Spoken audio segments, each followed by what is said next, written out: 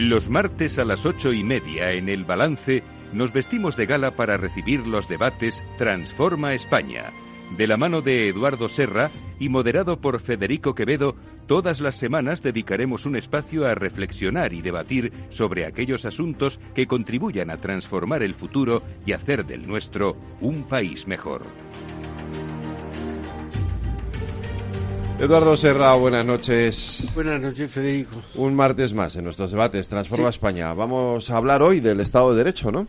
Sí, es segunda entrega. Hablamos hace poco del Estado de Derecho, pero ha salido un libro del que es autor nuestro invitado de hoy, Adolfo Menéndez.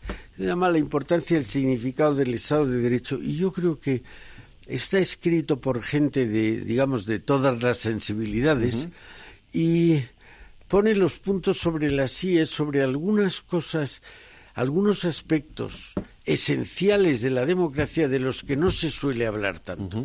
La gente entiende que una democracia, y casi termina en eso, son elecciones libres. Muy bien, es un elemento esencial. Sí, claro. Pero hay otros elementos como, por ejemplo, la alternancia en el poder. El que no cree en la alternancia no cree en la democracia, aunque él se crea lo contrario. Por ejemplo, el imperio de la ley, el respeto al Estado de Derecho, el tratar al contrario como un adversario, no como un enemigo. Todo eso son elementos esenciales de la democracia, que es una conquista que la humanidad ha tardado mucho en desarrollar, por lo que nos parecía que venía bien hacer un segundo programa sobre el Estado de Derecho. Pues vamos a hablar con Adolfo Menéndez. Buenas noches, Adolfo. ¿Qué hay? Buenas noches. Que es abogado del Estado, coautor del libro La importancia y el significado del Estado de Derecho. Es el libro al que se ha referido Eduardo Serra. Adolfo es licenciado en Derecho por la Universidad Autónoma de Madrid, abogado del Estado en excedencia, actualmente es abogado en Ontier, presidente del Foro de la Regulación Administrativa y secretario general de la Fundación Princesa de Asturias y profesor del iLaw School. Además, se inició su actividad profesional como abogado del Estado en la Delegación de Hacienda y ante la Audiencia y los tribunales de Toledo, pasando después a la asesoría jurídica del Ministerio de la Presidencia y finalmente como abogado del Estado, jefe de la asesoría jurídica del entonces Ministerio de Sanidad y Consumo. Tiene la Gran Cruz de Isabel la Católica y la Gran Cruz del Mérito Marítimo de la Liga Naval Española, entre otros muchos reconocimientos.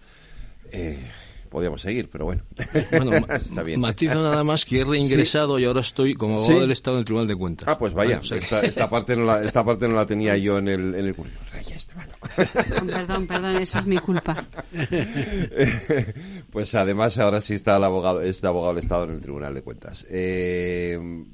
Adolfo, una primera aproximación al libro y a lo que significa realmente el tener la idea de un Estado de Derecho, ¿no?, en una democracia. Bueno, al libro la aproximación es que nosotros teníamos la costumbre, en este caso yo y mi compañero Juan José Torres, con otros coautores cada año, de hacer cada 2 años un análisis de temas jurídicos, ¿no? ¿Sí? Eso tiene su valor, porque lo que estamos diciendo es que el abogado tiene que ser además jurista, es decir, tiene que tener unos principios, no vale utilizar el derecho como una herramienta al servicio de cualquier clase sí, ¿no?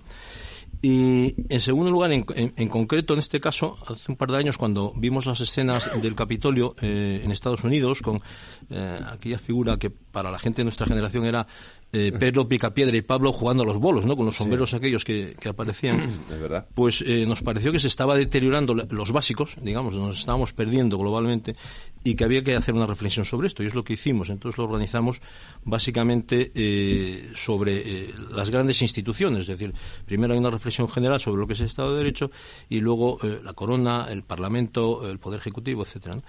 Y en lo que es el Estado de Derecho en sí mismo, que suena, pues es bastante sencillo. Se trata de que las leyes las aprobamos entre todos a través del Parlamento y que todos las cumplimos.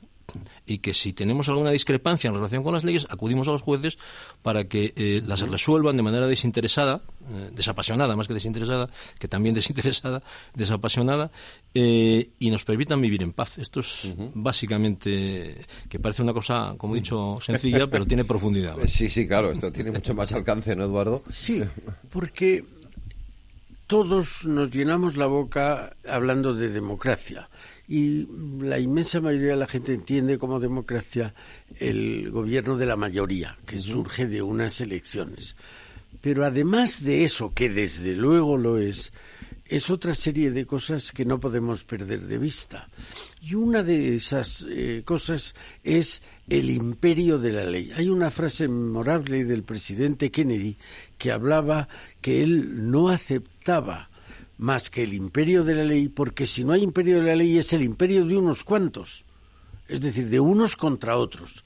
Mientras que si está la ley no se permite el linchamiento de la gente, que es lo que en un momento quiere la mayoría. Cuando muchos de nuestros políticos dicen ahora que el Parlamento es soberano, están cometiendo no un error, no una equivocación, es una aberración.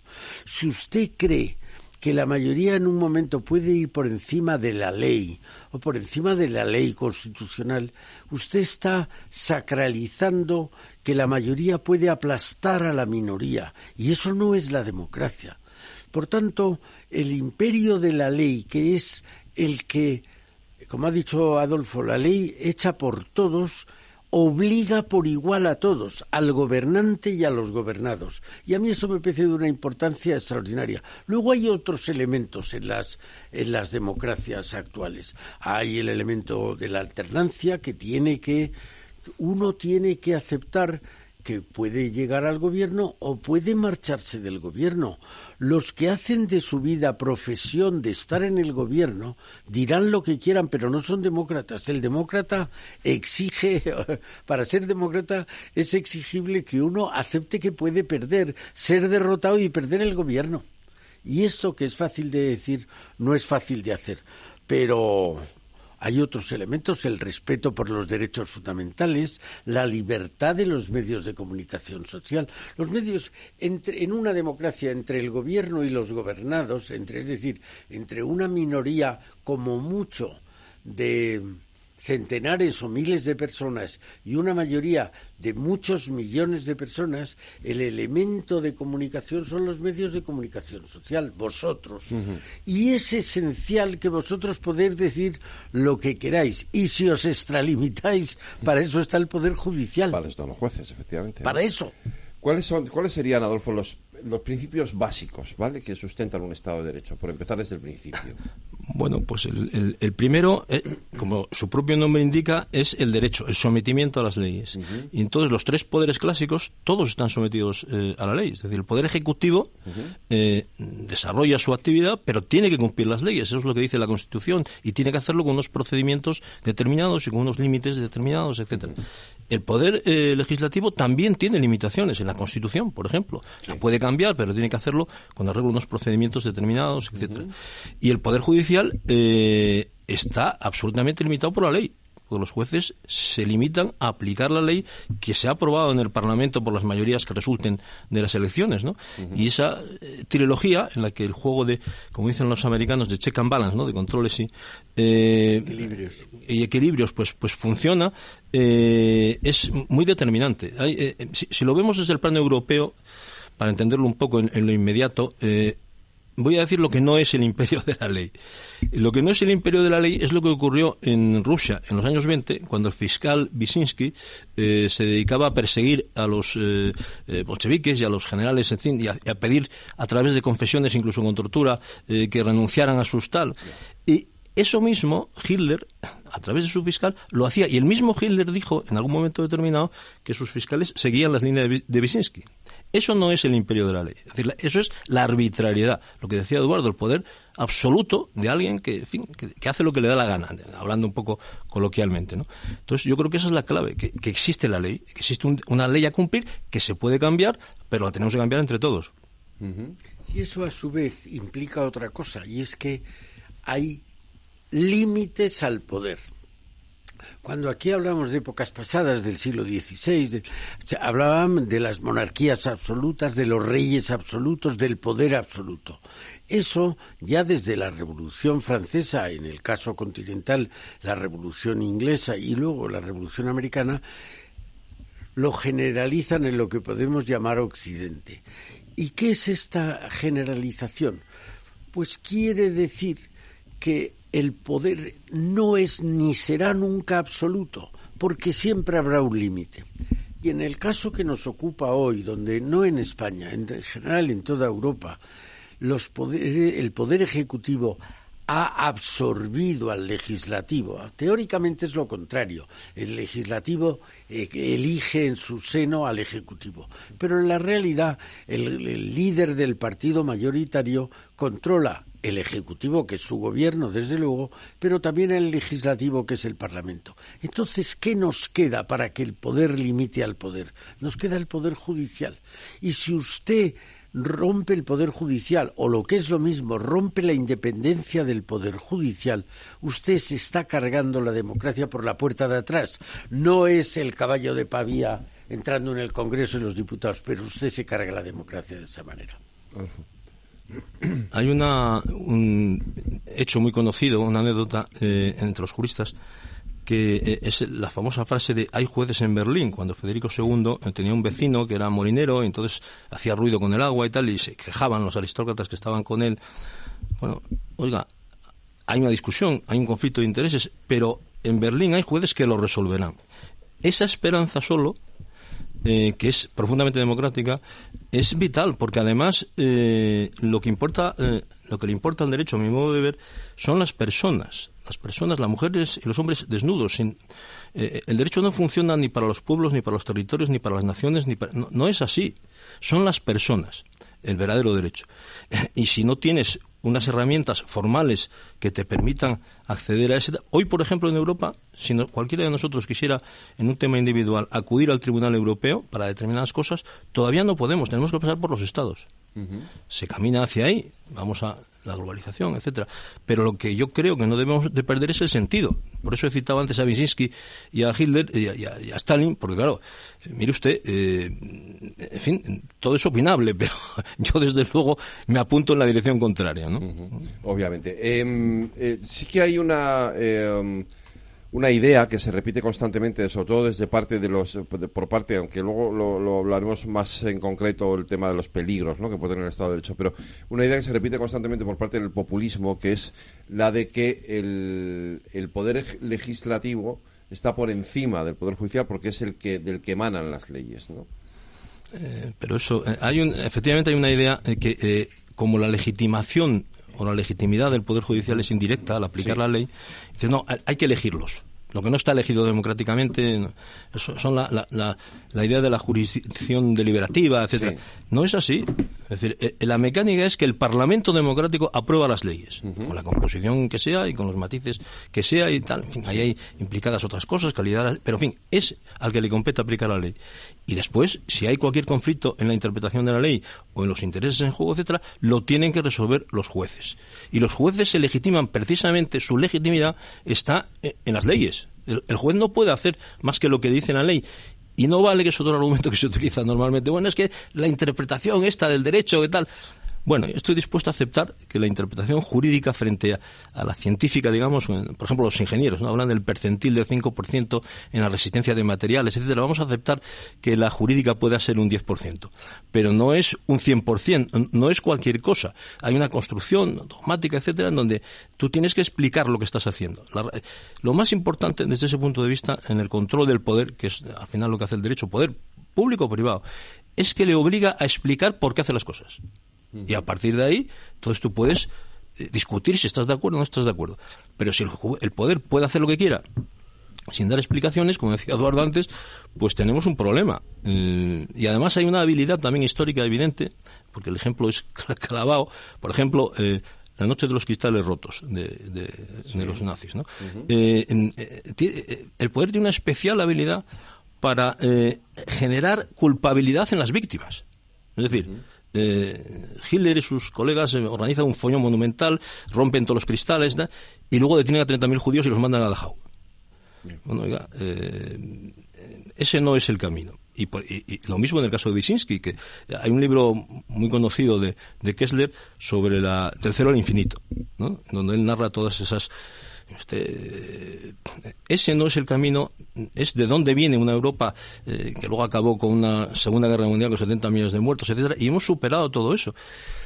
Hombre, creo que sería bueno mantener esa superación. Es verdad que, hablando también de víctimas, Primo Levi, en su famoso libro que es un hombre después del drama de Auschwitz, acaba diciendo que ocurrió y que puede volver a ocurrir. Por lo tanto, conviene estar atentos, tampoco sin dramatizar, ¿no? No se trata de no dramatizar, pero sí tener las cosas claras y decir que no cuando hay que decir que no. Porque podemos estar dando algún pasito atrás. Yo creo que estamos arriesgando dar algún pasito atrás, sin duda. Hay unos estudios estadísticos muy curiosos que se vienen haciendo tanto en Estados Unidos como en Europa desde hace 100 años. Y resulta que las cohortes, es decir, los nacidos en la década de 2000, 1930, 40, 50, 60, 70, en un porcentaje altísimo, confesaban que la democracia era un elemento esencial de sus vidas. En las cohortes más nuevas, de los 90, de los 2000, del 2010, ya no hay tanta gente que considere que la democracia es esencial para sus vidas. Si en las cohortes anteriores un 70% se declaraba demócratas como un valor esencial de su vida, en las actuales no supera el 30%. Es decir, la gente va dejando de respetar o observar lo que dice la democracia. ¿Por qué? Pues probablemente porque no ha visto ningún riesgo. ¿Por qué esas generaciones nacidas en los años 30 y 40 y 50 del siglo pasado? Porque esas vivieron lo que no era democracia y sabe muy bien lo que vale un peine. Ahora las cohortes nuevas lo que piensan es, oiga, yo lo que quiero es ganar más dinero cada año. Y en China se gana cada año un 5% o un 7% más. Sí, allí no hay democracia. ¿Y a mí qué más me da? Yo lo que quiero es vivir mejor, ganar más dinero. Ese riesgo, yo creo que es el que Adolfo dice, estamos empezando a ver las orejas al lobo. Y hay que tener cuidado para no perder las elecciones libres, desde luego, para no perder el respeto a los derechos fundamentales, para no perder la libertad de expresión, para no perder el derecho a no estar de acuerdo. Hay una frase de Burke fantástica que dice que la democracia hay que esgrimirla no solo frente al tirano, hay que esgrimirla también frente al hombre común, frente a lo que llamarían la mayoría de la gente. Porque ellos, dice Burke, lo que quieren es tener como todos los demás, que todo el mundo sea como ellos. Y hay que mantener la capacidad del derecho a discrepar. Entonces, ese derecho a ser diferente, esos derechos de la democracia, antes se valoraban más que ahora. Insisto, creo que hay un riesgo y que debemos, por el momento, ser conscientes de ese riesgo. Adolfo. Sí, apuntarlo. En el caso de... bueno, voy a decir otra cosa antes. Yo creo que los jóvenes siempre saben en qué mundo viven y apuntan en la dirección. Pero para los que vivimos, en el caso de Europa y de España, la dictadura, yo nací en la dictadura, nos costó un esfuerzo enorme salir de ella. Y salimos muy bien, muy exitosamente, aparecimos en el mundo con la transición, con una constitución modélica, etcétera. Bueno, bien, fue un avance. Y estamos en el mundo ahora, en el mundo global, en primera división. Pero tenemos una sensibilidad innata para cualquier cosa que, como ha dicho Eduardo, ponga en riesgo eso. Por ejemplo, en materia de comunicación. Para alguien de nuestra generación, escuchar simplemente que potencialmente pueda haber una ley de prensa, pues se te ponen los pelos como escarpias, ¿vale? Yo comprendo que el que no haya padecido ninguna situación como esa no tenga tanta sensibilidad, ¿no? La mejor ley de prensa es la que no existe. Exactamente, ¿no? Entonces, bueno, ahí hay no un deterioro, porque las cosas, bueno, cambian según pero tenemos la obligación, los demócratas, en definitiva, y los liberales, liberales en el sentido de defender la libertad, de transmitir que eso es importante y las consecuencias que puede tener tomarse este tipo de temas a broma, ¿no? Es decir, repito, veamos el mundo. Uno de los capítulos del libro hace un análisis de toda la situación del concepto del Estado de Derecho en Europa, lo que ha evolucionado. El ejemplo en relación con el Poder Judicial de Hungría, de Polonia, de tal, en fin, hasta comparar también con lo nuestro, ¿no? Bueno, pues simplemente se trata de saber dónde estamos, ir construyendo, porque en el fondo también hay un antieuropeísmo emboscado en el ataque al Estado de Derecho. Es decir, el Estado de Derecho es una construcción, bueno, de toda la humanidad, pero básicamente europea. Es decir, nosotros vivimos una cultura que es Roma, Atenas y Jerusalén. Y eso es así. Y eso nos ha llevado hasta aquí. Y, sin embargo, parece que algunos quieren devolvernos no ya a nuestra dictadura, sino a las guerras de religión del siglo XVI.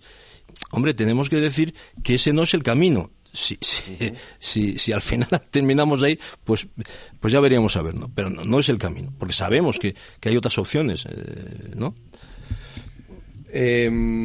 Claro, yo sobre esto último comentábamos lo de los jóvenes, es decir, yo tengo la sensación de que, y además aquí que los traemos con cierta regularidad, una vez al mes, de que se sienten desamparados, o sea, de que más que una cuestión de si quiero ganar más o menos, tal, es sobre todo la sensación de que la democracia, ellos han nacido en democracia, nosotros no.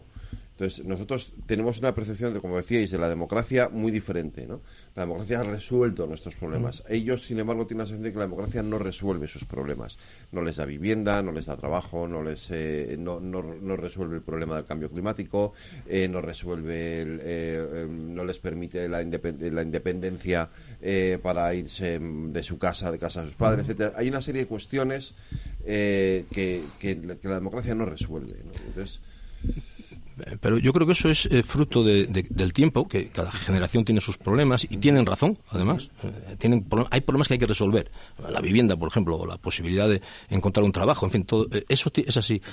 Lo que yo creo que no tienen razón y tenemos que hacerles ver que no la tienen y que tengan cuidado es que si se cargan la libertad, todo lo demás se vendrá abajo. Sí.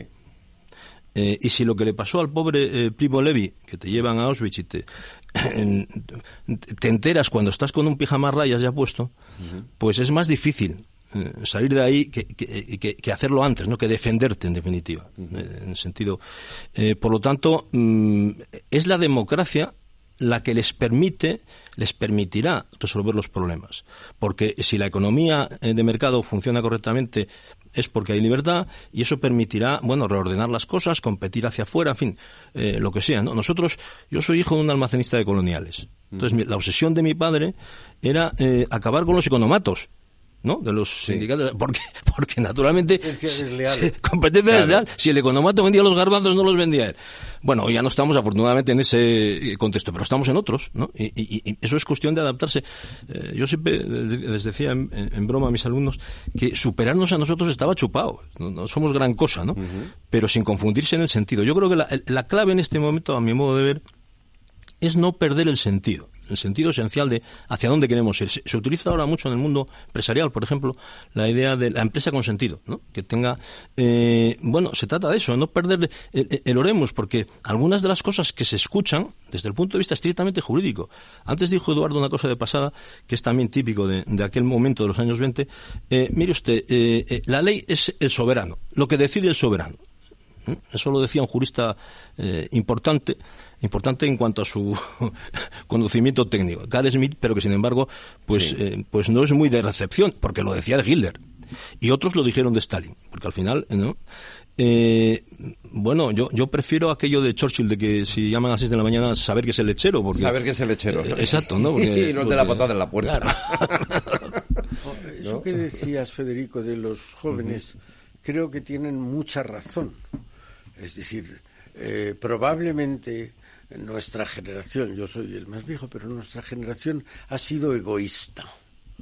Estamos cuidando más las pensiones que los salarios. Estamos cuidando que los mayores mantengan sus viviendas, que los jóvenes puedan acceder a ellas.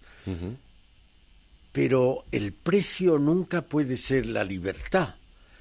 El cambio climático no lo solventa la democracia, no lo solventa. ¿Usted cree que un tirano va a solventar el cambio climático? ¿Usted le cree que un tirano sí? ¿Usted cree que una tiranía como la que hay en China hoy está solventando el cambio climático haciendo más por el cambio climático que las democracias europeas? Pues yo estoy en las antípodas. Creo que las democracias europeas están haciendo más por el cambio climático que nadie. Es decir, es verdad, tienen razón. Tenemos que volvernos hacia ellos y ver en qué les estamos defraudando. Pero tenga cuidado, no pague con el precio de la libertad, porque entonces no tendrá libertad ni tendrá ninguna de las cosas que ahora le faltan. ¿Ibas a decir, Adolfo? No, iba a decir como anécdota histórica de cuando en el Nilo, en otro momento geoestratégico, se decía hacer la presa de Asuán. Sí. Problemas con los cocodrilos, para arriba. Bueno, es un disparate ecológico, o dicen los que lo saben, de proporciones considerables, o una incidencia. Pero en aquel momento y en aquel contexto era muy difícil. Tú no podías en Egipto plantear un recurso, ¿no? Bueno, podías, pero acababas en directamente en la... Entonces, esa es la cuestión. Es decir, que tú puedas, lo decía Eduardo antes, que yo creo que lo resume muy bien, poder decir lo que pienso y discrepar. Mira, yo creo que esto no puede ser así. Si luego resulta que decidido mayoritariamente a través de las leyes, pues se decide hacer una cosa, entonces también hay que aceptarlo. Es decir, oiga, pues la mayoría ha decidido... Pero sin la libertad hay una tensión ahí, seguridad, libertad, igualdad, que es una tensión falsa. Es decir, a mi modo de ver. Sin la libertad no hay nada que hacer. Sin el Estado para que haya un Estado social y democrático, tiene que ser, como dice el final de la frase, de derecho, que es el que garantiza la libertad. Y si no, pues habrá otras cosas, porque si tú, por ejemplo, yo siempre decía también en broma, a mis alumnos se reían, ¿usted quiere ser rico? Pues hágase narcotraficante. Pero claro, estamos hablando de otra cosa, ¿no? De una sociedad de valores, en definitiva, ¿no? De una determinada moral, sin entrar ahora en detalles, ¿no? Vamos a hacer una pequeña pausa y volvemos enseguida. Os voy a preguntar por Tocqueville.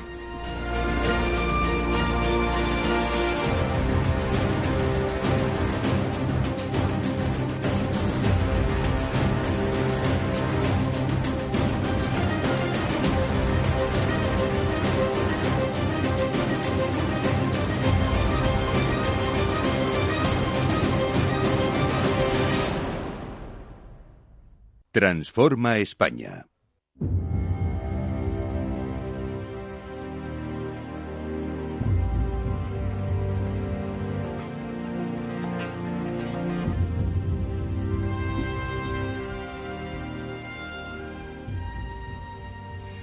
Las 9 de la noche, una hora menos en las Islas Canarias, en la sintonía de Capital Radio. Continuamos aquí en el balance de nuestros debates Transforma España, hablando del Estado de Derecho. Os decía que íbamos a hablar de Tocqueville porque en su Democracia en América,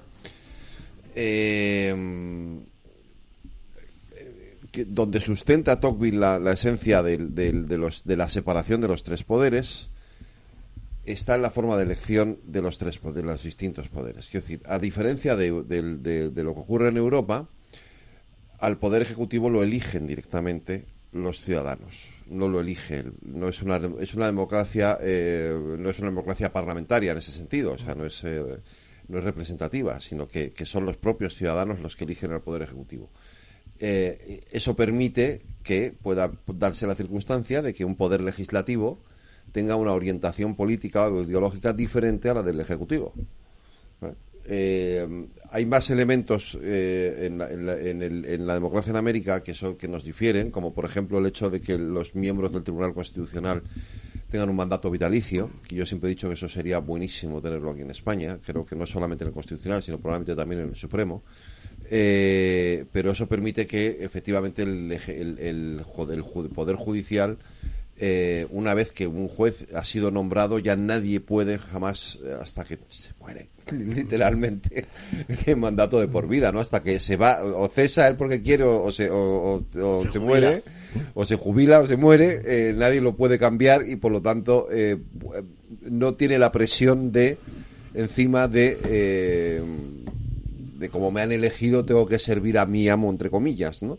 Quiero decir, son elementos que creo que en la democracia americana son interesantes, que no tenemos en las democracias europeas y que a lo mejor alguno de ellos sería interesante analizar, ¿no?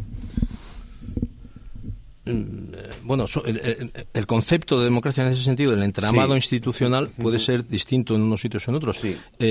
Yo empezaría por decir que la democracia americana, que es la democracia de referencia en este momento, por razones obvias, es una democracia en la que pasó lo del Capitolio, que es lo que ha provocado la reflexión del libro. Por lo tanto, que tampoco tiene una garantía. Pero sí, los mecanismos, con las variaciones que haya, sí se pueden traer a colación. Por ejemplo, la inamovilidad de los jueces, que aquí está garantizada constitucionalmente a todos los niveles, pero que en el caso del Tribunal Constitucional y del Supremo se podría... es significativa. Yo comentaba antes con Eduardo que hay un ejemplo de lo que representa el derecho cuando el presidente Trump, en el último periodo antes de las elecciones que perdió, nombró una magistrada del Tribunal Supremo norteamericano, antiabortista, conservadora, que estaba en su línea de pensamiento, etcétera. Hubo la batalla que hay en esos casos, porque precisamente allí el magistrado del Tribunal Supremo, que es el constitucional, lo es a todos los efectos y para toda la vida. Después pasó lo que pasó, y entonces, apoyado con su abogado, con Giuliani, con el alcalde de Nueva York, pues planteó, en relación con las cuestiones electorales, algún recurso ante el Tribunal Supremo, haciendo el cálculo, seguramente, de que, bueno, como había cambiado la composición, pues a lo mejor... y le dijeron que no, incluida su magistrada. Quiero decir que, por reivindicar un poco también el valor del derecho de los juristas, ¿no? Que también te puedes encontrar con sorpresas, porque la gente tiene más sentido común, entre comillas, de lo que pueda parecer. Y en todo caso, el sistema europeo, en español, en fin, el europeo, porque es... Bueno, no hay que olvidar, yo aprovecharía para decir que nuestra Constitución es de las más recientes en términos históricos. Eso es verdad. Y de las mejores. En fin, sin matices. En fin. Entonces, el nuestro, pues oye, tiene sus matices, los que sean, ¿no? Pero funciona correctamente. La clave, repito, está en que al final tú puedas acudir, en este caso del control del Poder Judicial, a un juez que vaya a someter a un control jurídico lo que digan. Hay un libro muy famoso de Otto Bachof, un alemán de los años 50, a propósito del Tribunal Constitucional en Alemania, porque se hacía una crítica de que los magistrados no eran elegidos, ¿no? Eran técnicos que... Bueno, y él decía, bueno, claro, es que tiene que ser así, porque lo que estamos discutiendo es si el derecho se impone sobre determinadas decisiones o no. Un derecho que sea previsible, que tenga certeza, que tal. Aquí ha habido un debate los administrativistas durante muchísimo tiempo, hasta que se aprobó la ley de lo contencioso vigente, que aprobó el primer gobierno de Aznar, sobre los llamados actos políticos. Es decir, el viejo artículo 40 de la ley de lo contencioso antigua, que eximía del control judicial determinadas actuaciones, ¿vale? Sin entrar ahora... Actos políticos del gobierno. Exacto, claro. Actos políticos del gobierno. Entonces, bueno, eso parece que está superado. Bueno, pues en los debates europeos y en algunas de los capítulos del libro de otra manera, ¿no? Pero se replantea, bueno, hasta qué punto... No que no haya control judicial, que no es obvio, ¿no? Pero sí, los actos políticos tal, el clásico, que Eduardo conoce perfectamente, es, oiga, ¿quién declara la guerra? El gobierno, y puede un juez controlar al gobierno y decir, no, usted declaró la guerra incorrectamente, porque esto no se daba. Con nuestra ley en la mano, hipotéticamente se puede, ¿vale? En fin, solo lo planteo a efectos dialécticos, ¿no? Y quien dice eso dice grandes decisiones de efectos económicos en relación con la hacienda pública, si la llevas a la quiebra, o si... En fin, hay muchas cuestiones ahí para pensar, para debatir con serenidad, porque el problema al que asistimos, a mi juicio, es que en relación con este tema y con otros muchos, por la inercia de la velocidad de los tiempos, de los sistemas digitales que aceleran el proceso de toma de decisiones, etcétera, pues no se debaten con serenidad. O sea, sencillamente tú dices buenos días y ya te está insultando a alguien. Oiga, pero si he dicho buenos días nada más. O sea, no. Bueno, yo creo que eso, las formas, al final la democracia son formas. Es decir, buenos días, buenas tardes, por favor y gracias. Ordenadamente, estoy simplificando simplemente a efectos didácticos, ¿no? Cuando se pierden las formas, cuando, como decía Eduardo, no respetas a los demás, porque te parece que son despreciables en el terreno que sea. Es más, en algunas de las citas que, concretamente en este caso en mi capítulo, que recojo, está lo que decía Eduardo, es decir, Lincoln, en un momento determinado, hace un discurso en Illinois, en donde hace una defensa del derecho, que es lo que caracteriza a la democracia americana. Después del primer momento de la revolución, la construcción, digamos, de la democracia norteamericana es una construcción jurídica, fundamentalmente. Y entonces él dice que si toleras que haya linchamientos, que no sé qué, pues puede ocurrir que linches al que no corresponde, o dice él, que te linchen a ti al día siguiente, ¿no? Entonces ese es el riesgo material, digamos, coloquial, de lo que es el Estado de Derecho, que lógicamente para los juristas pues es fácil de entender, ¿no? Pero a veces hay que explicárselo a la gente. Hay una cosa, por ejemplo, con algunas de las leyes que ahora se están debatiendo en España. Vamos a ver, cuando alguien no quiere que se le aplique una ley, te suele decir que es una ley injusta, que tal, y que no se le aplica. Bueno, de acuerdo, y que él queda liberado de la ley. Y cree en su ingenuidad que queda liberado de la ley, cosa que es así relativamente. Pero el derecho es relacional, es decir, yo tengo derecho a algo porque alguien tiene la obligación de dármelo. En el momento en que yo digo que no lo voy a dar, no me estoy liberando yo, estoy liberando al otro también. Y entonces entramos en el caos. Y vamos a los clásicos. Cicerón decía que somos esclavos de las leyes precisamente para ser libres. O sea, los romanos no inventaron el derecho. Es una genialidad, pero lo inventaron porque era necesario en ese sentido, ¿no? Esto es una simplificación de que admitirán muchos matices, pero pocos. En los temas de principios, pocos. Yo no veo. Alguna vez he dicho que si miramos hacia atrás, el siglo XVIII fue el siglo de los filósofos, de las religiones todavía, 16. Después apareció el de los filósofos, el 18 y demás. Después fue el de los juristas, el 19, Revolución Francesa, algunos de los historiadores más. Y el 20 es el de los economistas, no es en buena medida. Pero el 21, segurísimo que no va a ser el derecho, el siglo de la economía, de una economía funcionando y tal, sin el derecho. Va a ser, el siglo XXI va a ser, de una manera o de otra, debería ser el de los derechos fundamentales. Porque estamos ahí todos, o sea, globalización, tal, movimientos migratorios, etcétera, etcétera, etcétera. Naturalmente, dentro de un orden jurídico, quiero decir, y respetando a las personas, porque si hacemos, vuelvo a lo de antes, un enfoque del derecho del Estado, del derecho de clases, del derecho de la nación, todo eso, en términos históricos, siempre ha acabado en una tiranía. Solo el enfoque individual, que es el enfoque europeo, es el enfoque judeocristiano, es el enfoque romano, el enfoque de Occidente, claro, te permite, abrir horizontes en los que a lo mejor hay injusticias también, que duda cabe. Pero tienes la esperanza de que se pueda alcanzar la justicia, es lo que te da el derecho, y se puede convivir. Si no, pues como en la película de Harry el Sucio, un Magnum 44 y muévete y alégrame el día, ¿no? Bueno, oiga, mire, esto no es no parece razonable. No parece que sea la ley del más fuerte, no parece que sea la ley más fuerte. La ley de todos o la ley del más fuerte es que no hay opción. Obvio, claro. No debería haberla. No, pero quiero decir, desde el punto de vista ideal, oiga, yo quiero la ley de todos, que nadie quede disgustado con la ley, o que queden disgustados los menos posibles. Pero Adolfo estaba hablando de una cosa que es muy importante. En España, desde que llegó la democracia, y antes, y me interesa subrayar, y antes, hubo una corriente en la Universidad Española que podríamos resumir bajo el denominador común de la reducción de la arbitrariedad.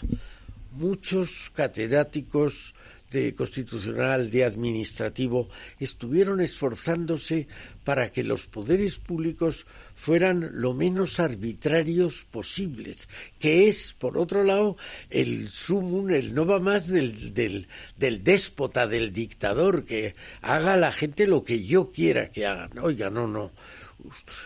Usted, la arbitrariedad la debemos reducir al mínimo. Eso que hablaba de los actos políticos del gobierno, el más clásico, el más extremo de todos, es la declaración de guerra, pero no podemos dejar de intentar que haya reducción de la arbitrariedad, que se reduzca al menor campo posible, que no pueda haber un señor, por mucho poder que ostente, que pueda decidir sobre tus bienes y tu hacienda.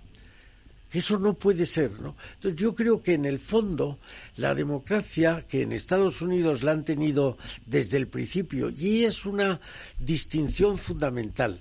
Europa, si el Imperio Romano termina el siglo V, hemos tenido que llegar al siglo XIX para empezar a ver lo que era democracia.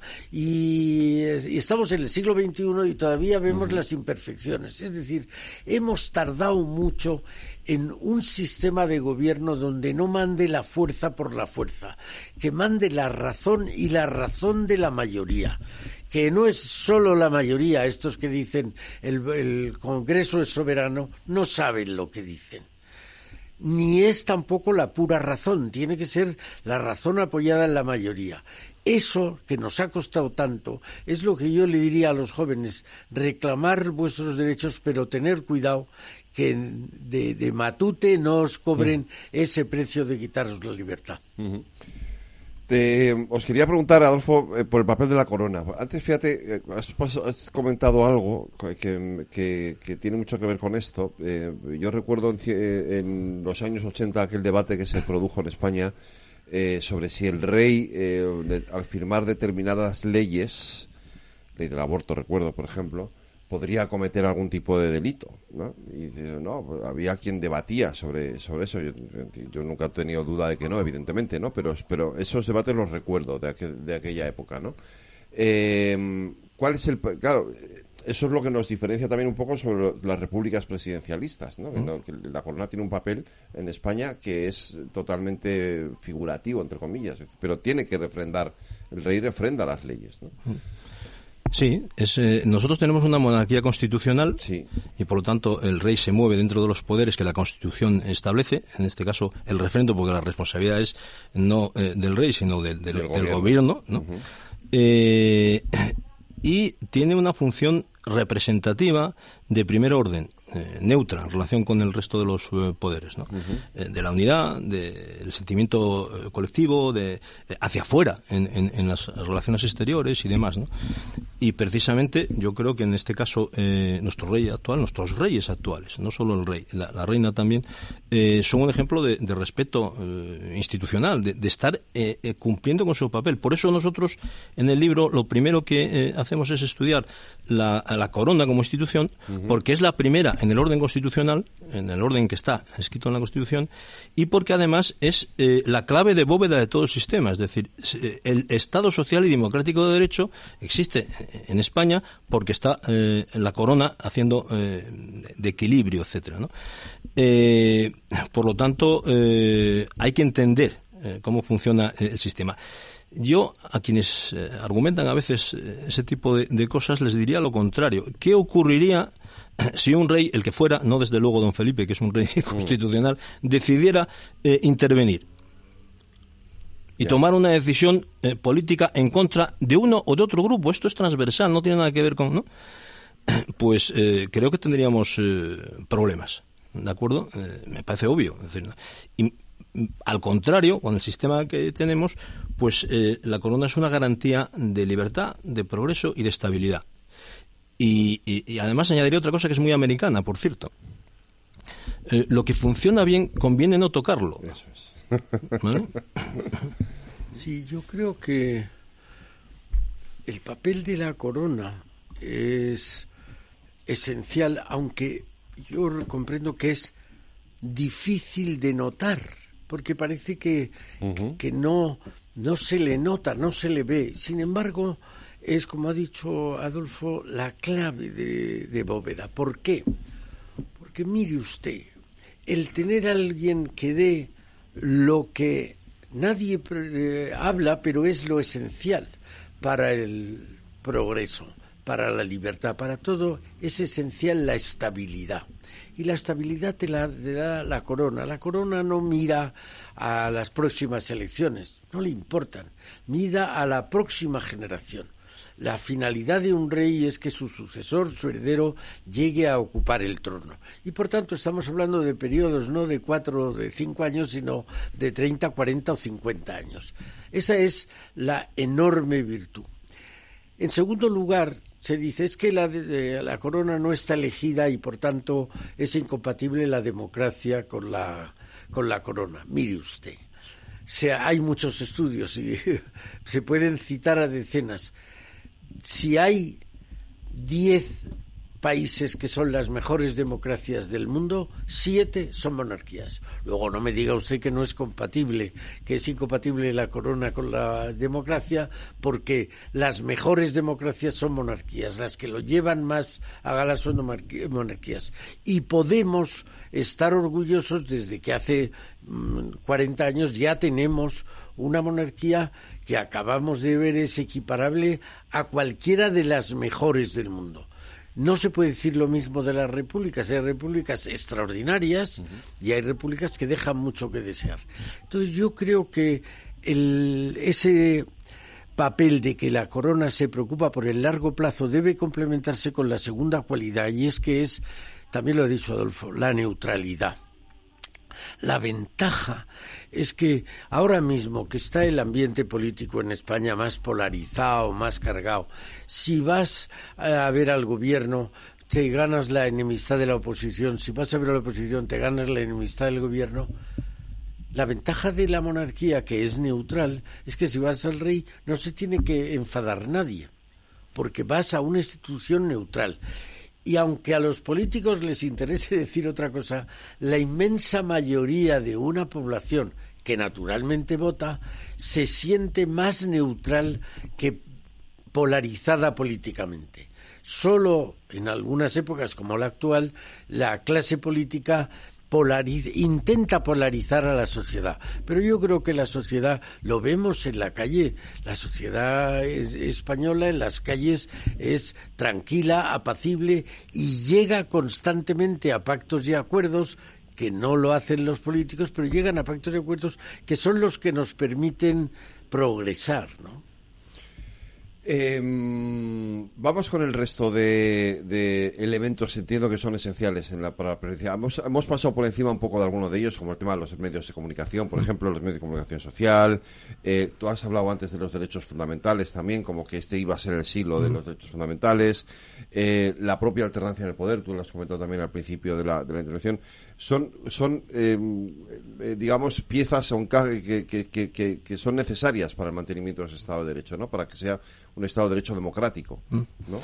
Sin duda, en el caso de la prensa es absolutamente vital. Y lo mejor es no legislar más que con el Código Penal. El que lo incumpla pues tendrá consecuencias, y el que no, que diga lo que tenga que decir, lo que quiera decir, lo que libremente, en fin, con los límites, repito, siempre de la ley. Pero hay un elemento que es el de las personas, porque vivimos en un mundo global. Y a veces se nos olvida. Es decir, España, afortunadamente, salió de la dictadura, hizo una transición exitosa, construyó un Estado de Derecho exitoso, ejemplar en muchísimos aspectos, que ha sido ejemplo para otros países. Y ahora estamos jugando, ¿no?, en primera división. Entonces, en ese nuevo mundo están cambiando algunas cosas, pero estamos todavía... Y desde este punto de vista, la primera que está cambiando es que el protagonista en el mundo internacional fue, hasta antes de ayer, los Estados. Sí. Nada más. Hoy hay 3 protagonistas, como mínimo. Están los Estados, están las personas y las organizaciones no gubernamentales, y están las grandes corporaciones económicas. Sí. Y eso plantea una relación distinta desde el punto de vista, ¿no?, global, que estamos construyendo. Entonces, por eso yo he dicho que el futuro es el de los derechos fundamentales, porque en ese juego, para que haya estabilidad, tiene que primar siempre la condición humana. Es que el derecho, claro. Quiero ser un poco heterodoxo en esto, porque el derecho no es una hoja Excel, no funciona así, ¿no? El derecho es humanismo, ¿vale? Aunque en todos los backgrounds internacionales estamos en la rúbrica de ciencias sociales, que no se sabe muy bien lo que es. El derecho tiene su dogmática y hay una ciencia del derecho y tal, pero es otra cosa. Entonces, esa construcción, que está en equilibrio, pues requiere, primero, ver los grandes movimientos migratorios en el sentido positivo, que también lo pueden tener, y encauzarlos, y evitar que se abuse de esas personas que por necesidad se encuentran susceptibles de ser victimizadas, si vale la palabra, que me parece horrenda, ser convertidas en víctimas por mafias de todo tipo. Es importante que se coneste bien la relación, por ejemplo, entre las corporaciones, para que se den dos circunstancias: que compitan de acuerdo con la ley, pero que compitan de verdad y que no tengan diferencias competitivas, y que respeten a los estados, porque otro debate que hay continuamente ahora es: no, va a desaparecer el Estado. Esta semana, en otra reunión, alguien me decía: no, es que lo importante es nada más las empresas y tal. Estás equivocado. Las empresas son importantísimas. Expliquémonos bien. Pero necesitas al Estado para determinadas cosas. Por ejemplo, ¿es lo mismo tener unas Fuerzas Armadas estatales o que dependan de una marca de una empresa? Es decir, si en términos históricos, que yo estoy dispuesto a aceptarlo conceptualmente, volvemos atrás y volvemos, por lo tanto, a la Edad Media, pues encontraremos que los ejércitos dependían de cada señor, ¿no? Del lugar, etcétera. Si vamos, sin embargo, a la tumba de Napoleón, sería lo que fuera, pero no es importante, nos vamos a encontrar con que todas las metopas que hay en los inválidos alrededor de la tumba, todas se refieren a batallas menos una, que dice el Código Civil, una ley igual para todos. Y cuando en sus memorias Napoleón habla de sus obras, él mismo dice que lo que va a perdurar es el Código Civil, una ley igual para todos. Si ahora decidimos que podemos hacerlo, volver a los localismos desde el punto de vista jurídico, hagámoslo, pero sepamos las consecuencias. El gran historiador de la Revolución Francesa, Jules Michelet, al empezar su gran obra magna, lo primero que dice es que la Revolución Francesa es el derecho. ¿Por qué? Porque ellos percibían que frente a la atomización medieval, etcétera, pues ahí se construían todo esto, dicho sin dogmatismos. Es decir, lógicamente tenemos que avanzar en esa dirección, ¿no? Y lo malo de esta época que nos ha tocado vivir, que es apasionante por otra parte, es que como todas las épocas de transformación profunda, de cambio, están naciendo cosas nuevas y están desapareciendo otras, y hay que buscar un equilibrio en ese tránsito que tenga sentido, porque si no, eso me parece muy interesante. Si no, y es lo que el riesgo que corremos, si no, habrá algún oportunista, llámese populista, ya los hay, que aprovechará para introducirla. Claro. ¿Qué pasó en Europa en los años 20 del siglo pasado, cuando el estalinismo y el fascismo nos condujeron a un... Pues pasó eso, veníamos de la Primera Guerra Mundial, habíamos acabado con una era determinada, en fin, habían quedado cosas pendientes, bueno, y al final pues apareció un señor, por ejemplo, en Alemania, que decidió que además no son los alemanes, ni son los italianos, ni son los rusos, eso es una equivocación. Por eso digo que las personas son determinadas personalidades, ¿no?, que tienen la habilidad de introducir un elemento como el flautista de Hamelin, ¿no?, y llevarse tal, y eso es lo que hay que combatir. Es arriesgado ese combate, es decir, no estoy diciendo que sea fácil, ¿vale? Lo que estoy diciendo es que no es tolerable el silencio, es decir, hay que decir las cosas y luego debatirlas, y luego a lo mejor, pues oye, en fin, hay que matizarlas. Pero yo creo que concretamente en el tema del derecho y de la libertad, los matices son, cuando llegamos al hueso del jamón, son poco discutibles. O sea, mire usted, a mí, por ejemplo, como concepto que se escucha mucho en los medios de comunicación, todo esto de los estados iliberales, que no es más que una descripción de un proceso, me deja un poco atónito, porque una de dos, o son democracias o no. ¿Vale? Decía ahora Eduardo lo de las repúblicas. Nosotros hemos vivido en Europa durante muchísimo tiempo conviviendo con las repúblicas democráticas Bueno, preguntemos a los polacos, preguntemos a los rumanos, preguntemos a los húngaros, preguntemos qué pensaban. Y además las repúblicas democráticas. Claro, y no hay más que verlas. Es casualidad, pero en fin, le han dado el premio de las letras a una poetisa magnífica rumana de la Fundación Princesa de Asturias, el premio de este año. Da gusto escucharla y leerla, ¿no? Y una de las cosas que la propia Ana Blandiana dice, aparte de reivindicar la libertad, etcétera, es que no quiere que como poeta, como artista, se la instrumentalice políticamente, que no es eso, es algo distinto. Es decir, la consecuencia política vendrá después. Ella representa más o menos, en fin, con todas las distancias, lo que un Václav Havel, o en fin, bueno, pero es gente que como mínimo merece respeto, porque se comprometió y lo pagó y lo padeció. en este caso, con cárcel no ella, pero su padre, etcétera, etcétera, etcétera, ¿no? Bueno, todo eso, que no se puede resolver aquí haciendo un comentario, ¿no? Pero todo eso tenemos que tenerlo presente. Si acabamos con la libertad, como ha dicho Eduardo, hasta la saciedad, y yo reitero, nos arrepentiremos, porque es muy difícil recuperarla. Sí. Y no hay más que mirar, por ejemplo, lo que está pasando en nuestros hermanos iberoamericanos, lo que pasa en algunos sitios, para los que ya hemos vivido algo de tiempo, por ejemplo, en Nicaragua, ¿no? Yo recuerdo perfectamente todos aquellos momentos de la Revolución Sandinista, etcétera, etcétera, etcétera. Bueno, ahora resulta que, si vale la broma, nos quieren vender en dictaduras, pero vestidas de lagarterana. Hombre, no, para eso ya me quedo con el original. Me quedo con el original, ¿no? Mejor que la copia. Pero es muy interesante, un día podemos hablar de eso. Hay una encuesta mundial que se llama, creo que es Edelman, que le pregunta a la gente en todo el mundo, entre las personas que no son personas físicas, naturales, los estados, las corporaciones económicas, las organizaciones no gubernamentales y los medios de comunicación social, ¿de cuál se fía usted más? Y es sorprendente que cada año más gente de los que más se fía son de las corporaciones económicas. Pero decía Adolfo, y con esto termino porque me parece que es un cierre bueno. Mire usted, las corporaciones económicas compiten, como compiten dos equipos de fútbol. Y la gente es partidaria de un equipo o del otro. Sí. Y la gente paga mucho dinero por ver a un equipo o al otro. Pero si no hay árbitro, no hay partido de fútbol. Y yo creo que el Estado es un poco el árbitro, el que va a impartir la justicia, esos poderes de los que hemos estado hablando toda la noche. Bueno, pues uno de esos poderes es el que le toca impartir la justicia, decir a cada uno qué le corresponde.